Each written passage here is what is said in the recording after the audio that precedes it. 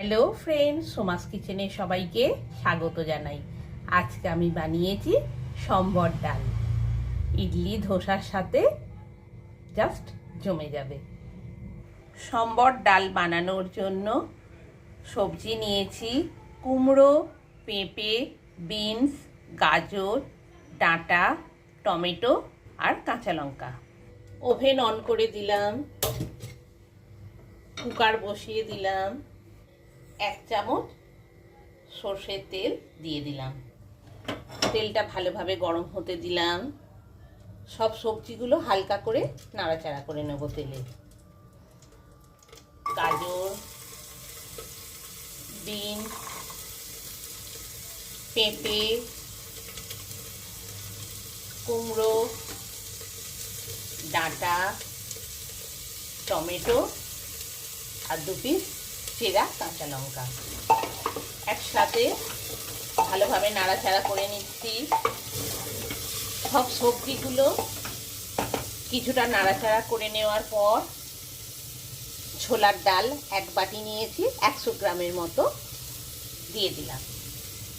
ডাল আর সব সবজি দিয়ে বেশ কিছুটা নাড়াচাড়া করা হয়ে গেল। লঙ্কা গুঁড়ো 1 চামচ, হলুদ গুঁড়ো 1 চামচ, নুন 1 চামচ দিয়ে দিলাম।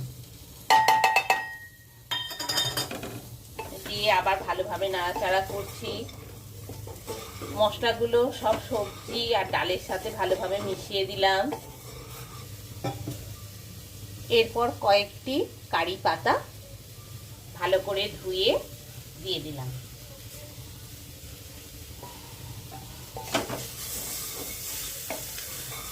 মশলা, ডাল, সবজি, কারি পাতা একসাথে ভালোভাবে নাড়াচাড়া করে নিলাম। এবার পরিমাণ মতো জল দিয়ে দিলাম। আমি 1 মগ জল দিলাম।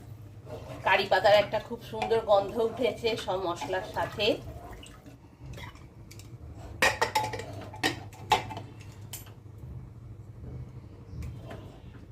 এবার ওভেনের স্টিম একদম ফুল ভলিউমে দিয়ে দিলাম। দিয়ে 4-5টা সিটি হওয়ার জন্য অপেক্ষা করব।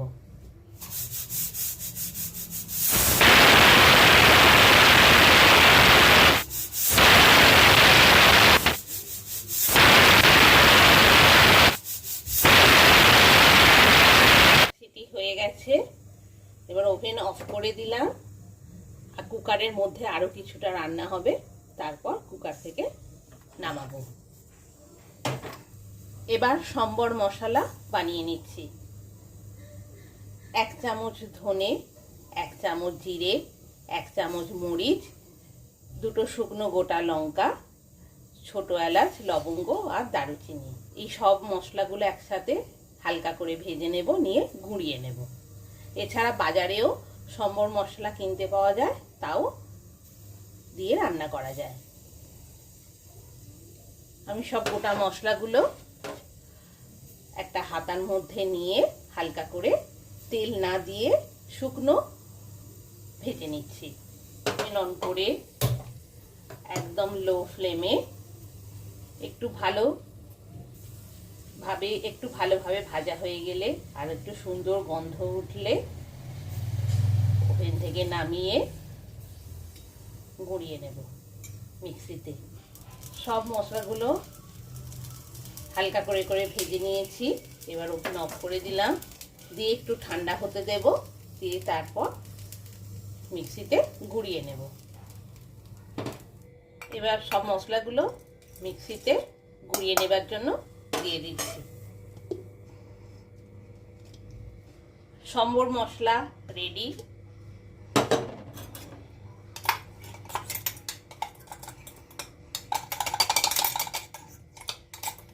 বাজারের কেনা মশলাও ব্যবহার করতে পারেন, তবে গোটা মশলাকে ভেজে নিয়ে গুঁড়িয়ে নিলে বেশি টেস্ট আসে।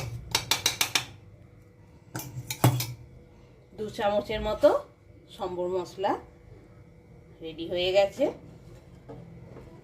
সব সবজিগুলো ডাল কাঁটা দিয়ে একটু ভেঙে দিচ্ছি। 2 চামচের মতো সর্ষের তেল দিয়ে দিলাম।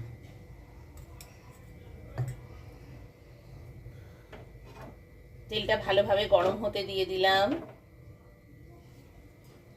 এবার 1 পিস তেজপাতা, একটা গোটা শুকনো লঙ্কা,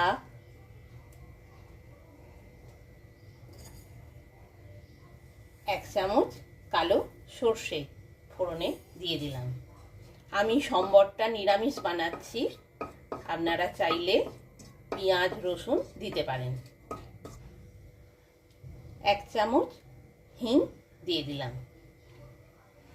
হিংটা দিয়ে তেজপাতা, লঙ্কা, সর্ষে দিয়ে ভালোভাবে ফোড়নটা গরম হতে দিয়ে দিলাম। ভালোভাবে সব মশলা দিয়ে ফোড়ন হয়ে গেছে। এবার আমি সবজি দেওয়া ডালটা দিয়ে দিচ্ছি। ওভেনের স্টিম ফুল ভলিউমেই রয়েছে।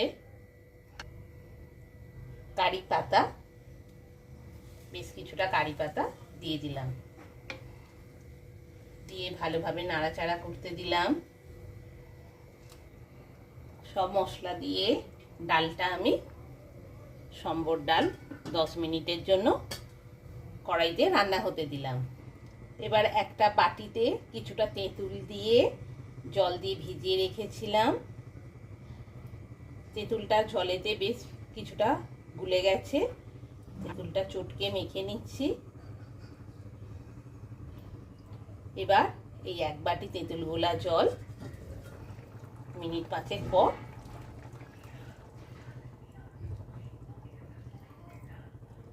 দিয়ে দিলাম।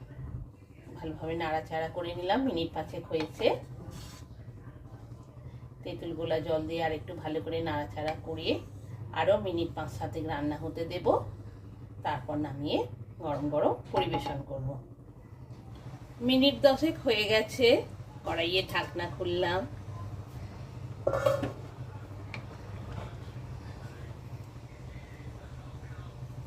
সম্বর ডাল রেডি হয়ে গেছে। এবার ডালের তড়কা মশলাটা রেডি করব। ওভেন অন করে দিলাম। একটা হাতায় 1 চামচ সর্ষের তেল নিয়ে নিলাম। সর্ষের তেলটা গরম হতে দিলাম। 1 চামচ সর্ষে দিয়ে দিলাম। একটা গোটা শুকনো লঙ্কা দিয়ে দিলাম। 1 চামচ হিং দিয়ে দিলাম। কয়েকটা কারি পাতা দিয়ে দিলাম।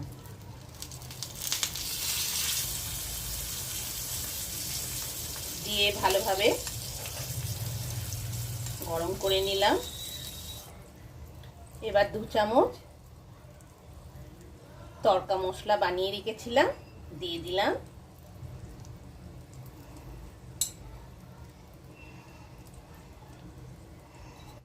দিয়ে ভালোভাবে নাড়াচাড়া করে নিলাম। আর তড়কা মশলাটা দিয়ে দিলাম।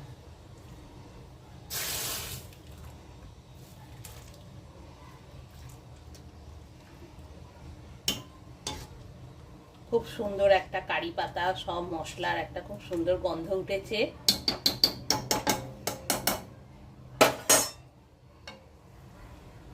আমার সম্বর ডাল রেডি।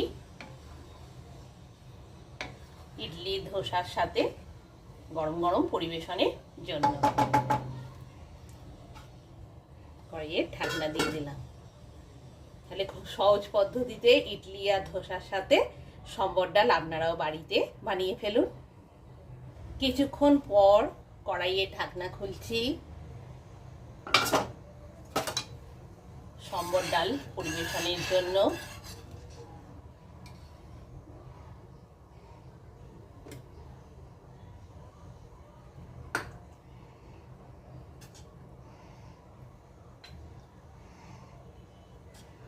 বাড়িতে বাচ্চারা সবজি খেতে চায় না, কিন্তু এই সম্বর ডাল ছোট বড় সকলেরই খুবই প্রিয়।